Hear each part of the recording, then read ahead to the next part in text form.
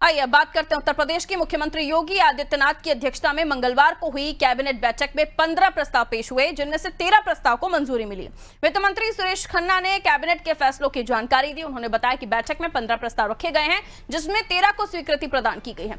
वित्त मंत्री ने बताया कि यूपी सरकार ने पीआरडी जवानों का भत्ता बढ़ाने का फैसला किया है। पीआरडी जवानों का ड्यूटी भत्ता 395 रुपए से बढ़ाकर 500 रुपए प्रतिदिन कर दिया गया है। हाथरस में मेडिकल कॉलेज बनाने के लिए जमीन देने का भी निर्णय लिया गया है। इसके साथ ही आवास विभाग की हाईटेक टाउनशिप नीति में बदलाव और नगरीय उपयोग प्रभार शुल्क वसूलने के लिए नियमावली को भी मंजूरी मिल गई है। इसके अलावा अयोध्या में दिव्यांगों के लिए डे केयर स्कूल खोलने के प्रस्ताव को मंजूरी। अयोध्या में 300 बेड का चिकित्सालय के निर्माण के लिए पुराने सीतापुर आई हॉस्पिटल की भूमि चिकित्सा स्वास्थ्य एवं परिवार कल्याण विभाग के नाम ट्रांसफर करने के संबंध में प्रस्ताव पास हुआ। वहीं परिवहन विभाग के कर ढांचे में बदलाव किए जाने के संबंध में नई अधिसूचना जारी की जाएगी। एक वित्त विभाग का प्रस्ताव है, ये पुनर्गठन है हमारी सहकारी समिति और पंचायत लेखा परीक्षा से नियमावली में। अभी तक जो प्रमोशन के पद थे वो ज्यादा थे और नीचे वाले पद कम थे, तो उसको सिमेट्री में ले आए, यानी कि पिरामिड ठीक किया। नीचे वाले पद ज्यादा हैं, फिर धीरे धीरे ऊपर प्रमोशन होते हुए ऊपर पहुंच जाए। सेवित जनपद हाथरस में मेडिकल कॉलेज की स्थापना है, तो भूमि का हस्तांतरण किया गया है।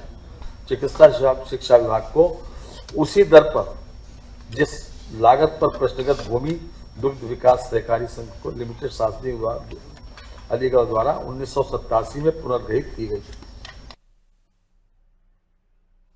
तो योगी कैबिनेट में 13 प्रस्तावों को हरी झंडी मिली। कैबिनेट प्रस्ताव 15 आए थे, जिनमें से 13 पास हुए। वित्त मंत्री सुरेश खन्ना ने कैबिनेट के फैसलों को लेकर जानकारी दी। आइए अभिषेक हमारा सहयोगी हमारे साथ जुड़ गए हैं, जानकारी देंगे। अभिषेक, 13 प्रस्ताव जिनको स्वीकृति प्रदान हुई है, जिनमें कई अहम प्रस्ताव हैं, जानकारी दीजिए।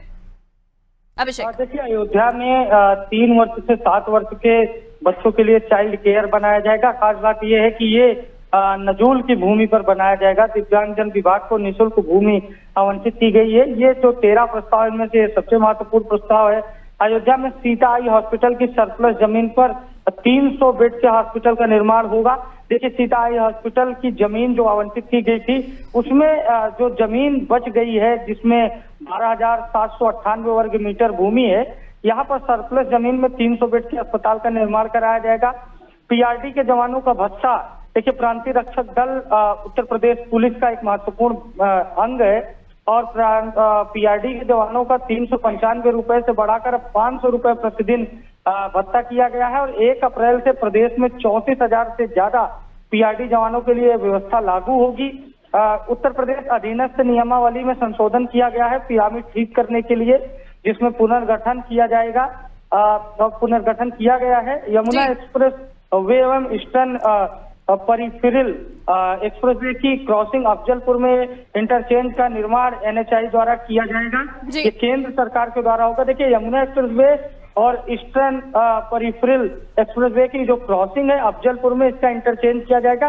यानी यहाँ से आप यमुना एक्सप्रेसवे और ईस्टर्न परिफेरल पर चढ़ सकते हैं और उतर सकते हैं। और इसके अलावा हाथरस में जिला अस्पताल के लिए जो मेडिकल कॉलेज के साथ भूमि आवंटित की गई है, उसमें अलीगढ़ मार्ग पर 6.675 हेक्टेयर भूमि 1987 वाले रेट पर दी गई है। अभिषेक, बिल्कुल, तो कई अहम प्रस्ताव जिस पर मोहर लगी है योगी कैबिनेट में। बहुत बहुत शुक्रिया अभिषेक जानकारी के लिए।